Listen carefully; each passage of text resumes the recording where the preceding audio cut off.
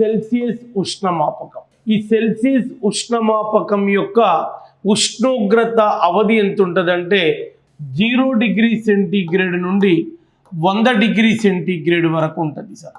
ఈ 0 డిగ్రీ సెంటీగ్రేడ్ని ఏమని పిలుస్తారు సార్ అంటే అధమ స్థిర స్థానము అంటాం సార్. సో దీన్ని ఇంగ్లీష్లో లోయర్ ఫిక్స్డ్ పాయింట్ అంటాం సార్. LFP అంటాం, గుర్తుపెట్టుకోండి సార్.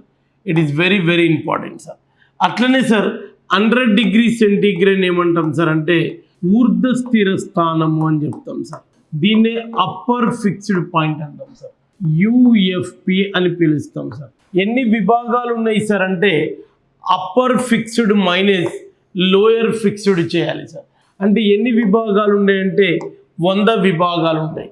అంటే సెల్సియస్ ఉష్ణమాపకంలో ఎన్ని విభాగాలు ఉంటాయి సార్ అంటే సెల్సియస్ ఉష్ణమాపకంలో ఉష్ణ విభాగాలు ఎన్ని ఉన్నాయి సార్ అంటే 100 ఈక్వల్ పార్ట్స్ ఉన్నాయి, గుర్తుపెట్టుకోండి సార్.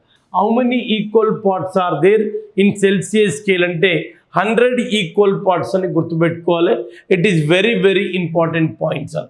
అయితే సార్ ఇక్కడ గమనించండి సార్, సెల్సియస్ ఉష్ణమాపకంలో 0 డిగ్రీ సెంటీగ్రేడ్ కనపడతా ఉంది సార్. దీన్ని ఫ్రీజింగ్ పాయింట్ అని చెప్తాం సార్. ఇక్కడ కూడా మీకు కనిపిస్తూ ఉంది చూడండి సార్, సెల్సియస్ స్కేల్ కనిపిస్తుంది సార్. 0 డిగ్రీ సెంటీగ్రేడ్ ఉంది. మరి 100 డిగ్రీ సెంటీగ్రేడ్ని బాయిలింగ్ పాయింట్ ఆఫ్ వాటర్ అంటాం, గుర్తుపెట్టుకోండి, కన్ఫ్యూజ్ కావద్దు సార్. దీన్ని బాయిలింగ్ పాయింట్ ఆఫ్ వాటర్ అంటాం, BP ఆఫ్ వాటర్ అంటాం. నీరు మరుగు ఉష్ణోగ్రత ఎంత సార్ అంటే 100 డిగ్రీ సెంటీగ్రేడ్ ఉంటుంది. మెల్టింగ్ పాయింట్ ఆఫ్ వాటర్ ఎంత, MP ఆఫ్ వాటర్ ఎంత, ఫ్రీజింగ్ ఆఫ్ వాటర్ ఎంత అంటే 0 డిగ్రీ సెంటీగ్రేడ్ ఉంటుంది. గుర్తుపెట్టుకోవాలి సార్. ఏ స్కేల్ గురించి మాట్లాడుతున్నాం సార్ అంటే సెల్సియస్ స్కేల్ గురించి మాట్లాడుతున్నాం సార్.